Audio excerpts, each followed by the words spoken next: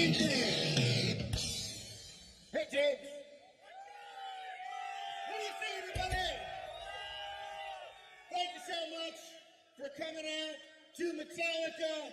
Now that we're alive, I'm Luke Brutus from Sirius XM.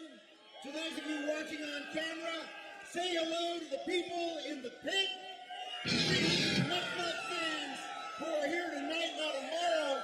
60,000 people, but tonight just you and the band. They're going to play after we've done an exclusive interview with Lars Ulrich. But for now, please say hello to Robert Trujillo, Lars Ulrich, Kurt Cabot, and Mama Head. Hey, James. Good to see you. Ladies and gentlemen, please welcome Metallica!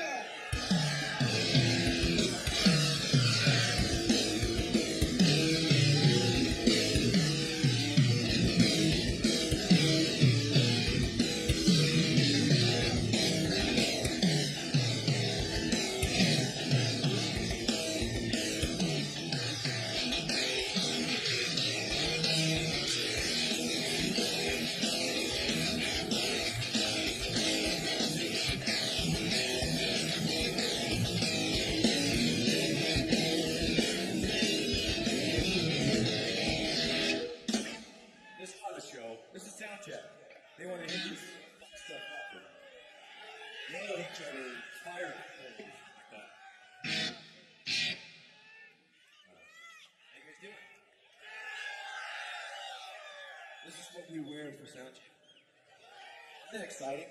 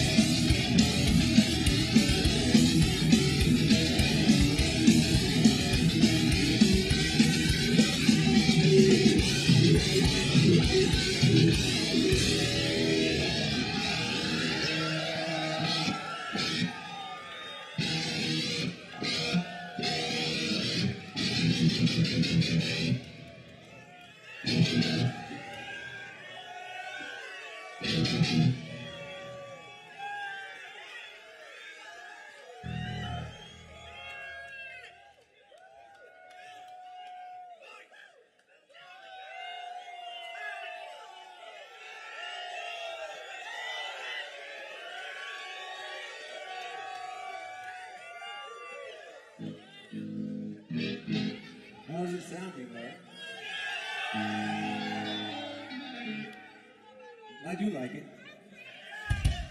Talking to these guys.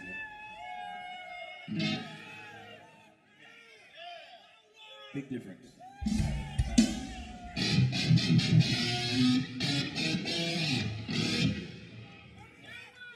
Work on it.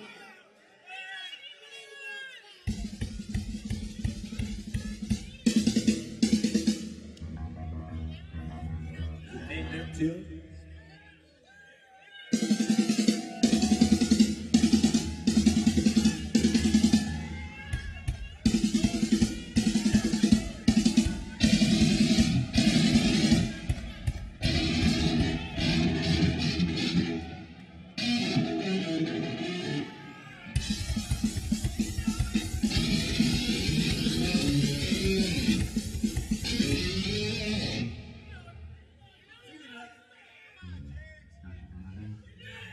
What?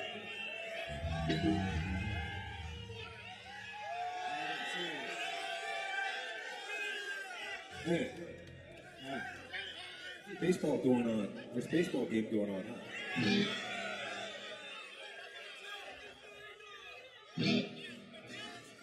All right, what do we go play?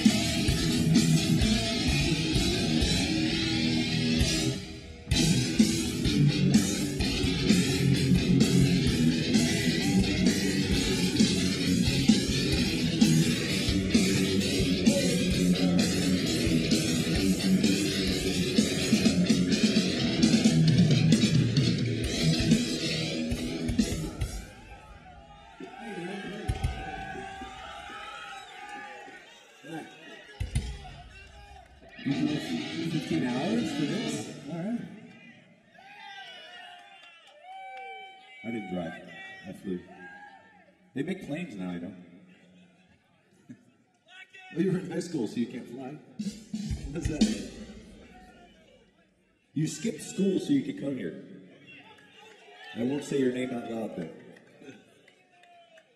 You're 15? Oh, you're 18. Okay. So you look pretty big, man. Play football? Lacrosse? Oh, yeah. All right. So do you guys play Metallica in the dressing room? Before you go out and play? And like smash heads and stuff? Right on. Hey, you play lacrosse too? All right. What, you're a chef? You just make mac and cheese? No. Okay. That's better than I could do. I can barbecue anything though. You know? That's my domain, the barbecue. Alright, we're gonna play something else?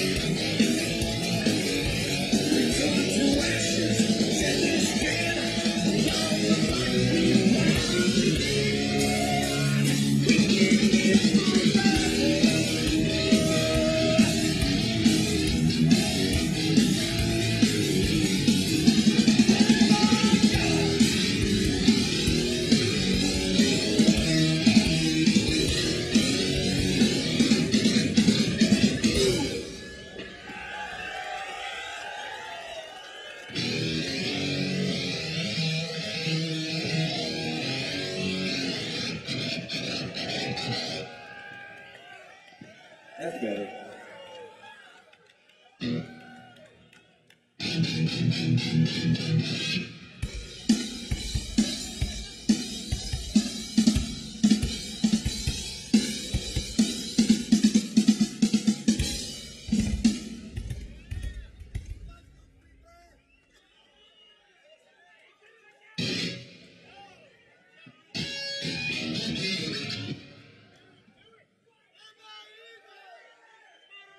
Why is everyone looking at me? We're just doing a sound check. Oh. Yeah. Look at those guys.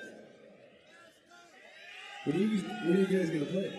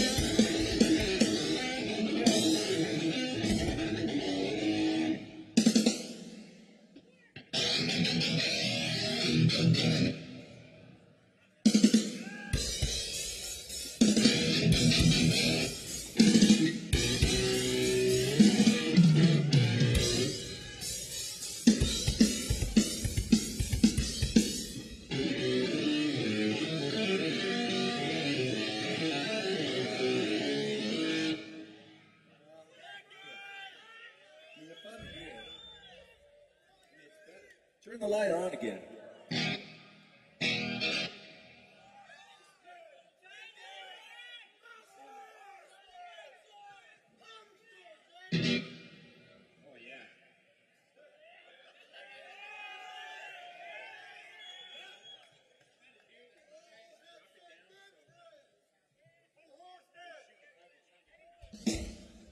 Okay. It's better right here. Reflection.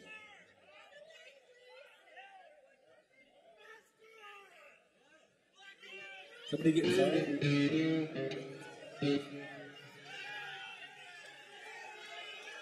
All right, if we fire somebody, you gotta fire somebody like this. No one's getting fired, man. Everyone's welcome.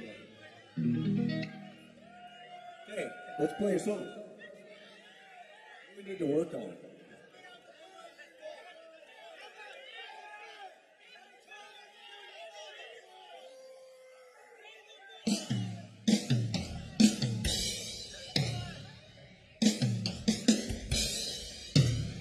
I'll work on a drum solo.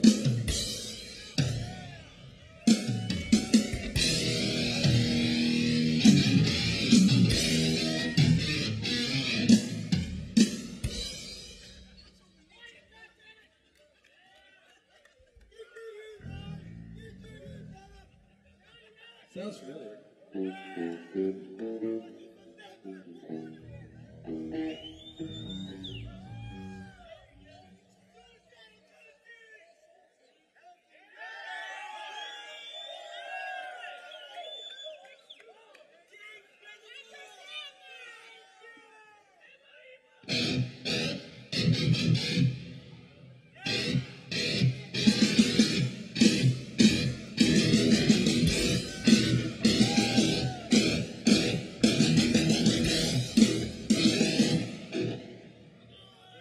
Or the other one? It all sounds the same.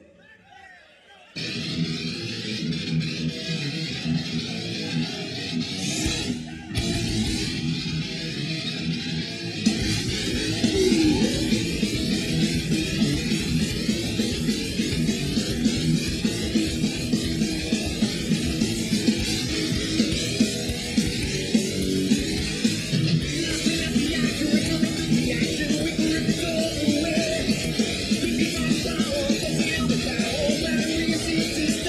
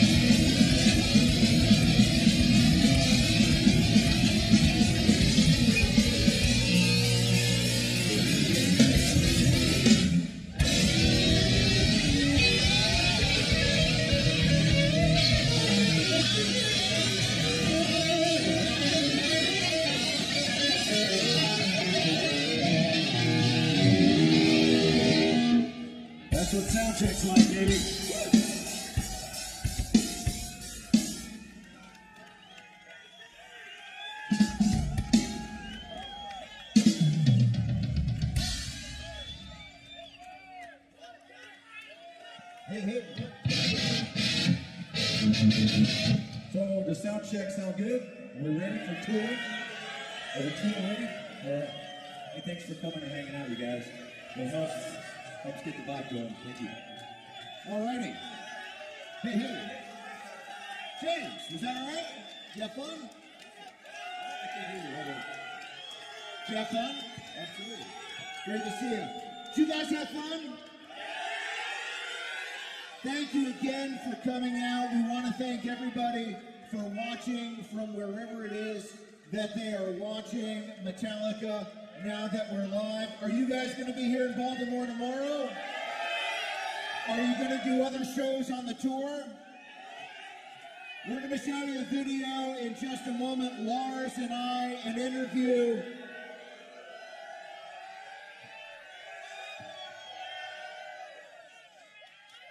But we want to thank you guys for coming out. Lars, thanks, brother. This is our new singer, Blue. Is there a particular Metallica song you want to sing? So fucking what? Well, maybe some other time. But thank you for coming out, and remember, whether you're coming out to Worldwide Tour, wherever you are on the planet, please support live music. Go out and see musicians, support them. They'll make your life better. I'm Lou Brutus and Sirius XM. Thank you so much for coming out.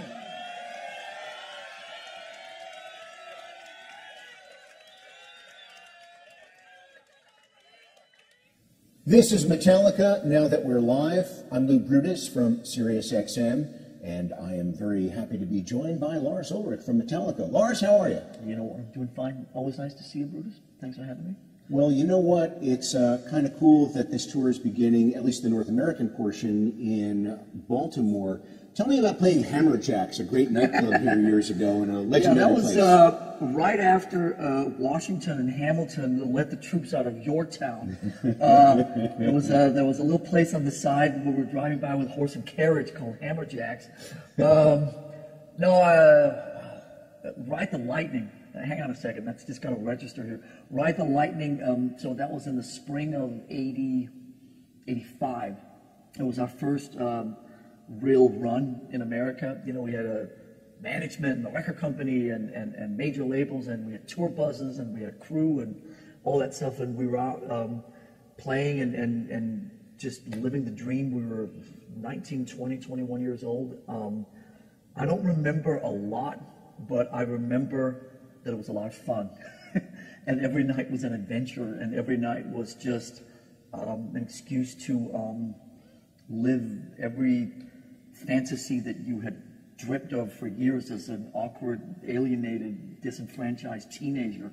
And there we were in the thick of it in the mid-'80s. Just, you know, it was like Hammerjacks was the biggest venue in the world, if you know what I mean. And we were living the dream, so it was good times. Well, let's take that memory and now flash ahead to the kickoff of this tour in Baltimore. Tell me about the logistics and the build-up, not only from a musical standpoint for the core, the members of the band, but also integrating it with all of these crew people in this extremely large production in multiple stages that are leapfrogging around the country. Yeah, I mean, obviously we're super excited to be kicking off our North American run here on Wednesday. But I guess if you include, you know, all the Americas, then I guess internally we sort of look at this as show 4 because we did the 3 shows down in Mexico City in March with the setup, pretty much the same setup. I mean, there's a few tweaks and a few bells and whistles that have been added and so on. But so essentially it's show 4 on the stage, and the stage is a sort of a related, I think it's like a first cousin to the stages that we played, the AT&T, the Super Bowl gig at the AT&T in San Francisco about a year and a half ago, and up in Minneapolis when we opened the new Viking Stadium last summer. So it's a continuation of that. It's big. I mean, it's really big. I mean, it's really fucking huge. As it should be, by the way. But I think the main thing for us, which is so cool, is that generally when you play sort of stadiums outdoors or festivals or parking lots or fields or whatever, generally you play inside you play inside a structure, and we've finally done away with that, and there's no roof over us, so it's really cool you just feel like you're more accessible and more closer to the audience, and there's a different kind of vibe.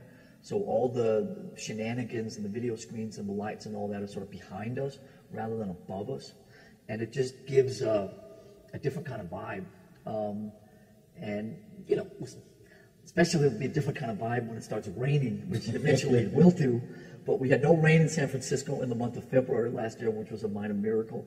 Obviously, we had no rain. There may have been some moisture, but there was no rain inside the new Viking the dome up there in Minneapolis. We had 3 shows in Mexico City without any rain at all.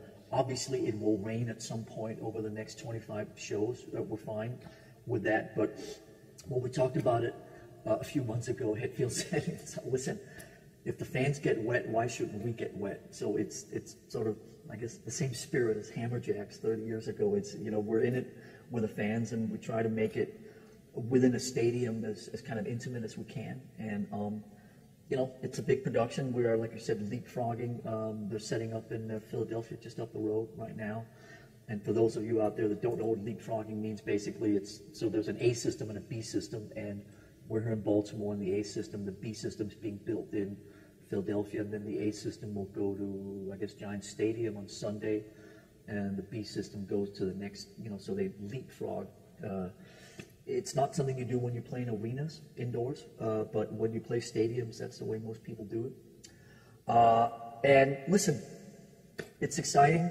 We were just talking before we went on air that I don't think we've been to Baltimore since Hammerjacks. We may have, but I don't have a recollection. I think all the arena shows we've played were down in D.C., and I think we played RFK with Guns, and we played RFK with Van Halen. Cap Center a couple of times. Cap Center, that's right. Cap Center, that's cool. And down in Largo. Yes. That's right, yeah. Largo. Isn't that what Dave Grohl is from? Something like that? He's from North Virginia, Yes, but it's very close by. And that's the place one time when we played in Largo, I took the train there. I was up in New York City, and I took the train, and I got off at Largo, and like the venue was like 2 minutes away.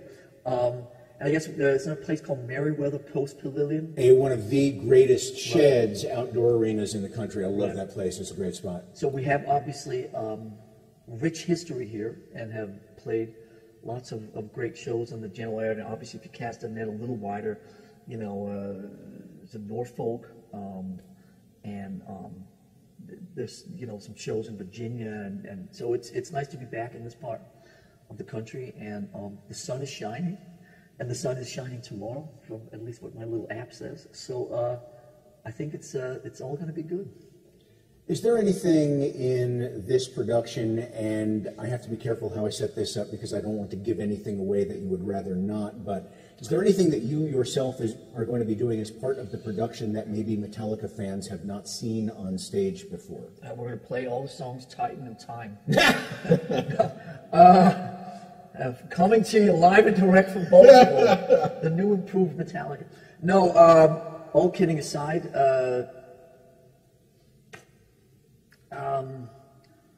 I mean, obviously there's a few, I mean, like I hear myself say, shit blows up. There's giant video screens. There's, you know, there's some kind of interactive stuff, I guess. There's 2 or 3 things that spring to mind, but I guess maybe I shouldn't give them away. We, you know, for the Facebook event tonight, actually one of the songs has one of those elements in it. We were sort of going back and forth a couple of days ago about whether we should give it away or not. So I don't want to give it away by saying we're not going to give it away, but you'll have to tune in and see wherever you are on this planet. But yeah, I mean, there are some things. I mean, obviously, you know, there's only so much you can do, especially when you take the roof away, because a significant part of those things you can do end up hanging from the roof.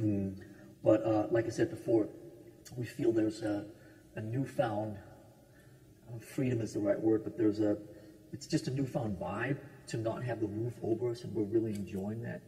And listen, we've got the Snake Pit, which should be no great surprise. And you know, when you're playing the stadium to 50,000 people, obviously the word intimacy is maybe not the first word you think of, but I do think that we do everything we can to make a big fuck-off place like that seem as intimate as possible. And, you know, certainly, you know, at AT&T last year, the baseball stadium there, it is, you get, you know, the newer stadiums have a, you know, the stadiums from 20, 30 years ago were a little harsher to play, and I think that both in baseball and in football, that as the newer stadiums, they have a tendency to be more curved like this rather than like this, and so it's more bowl-like, I guess. And so these bigger places become, dare I say, slightly more intimate as time rolls along.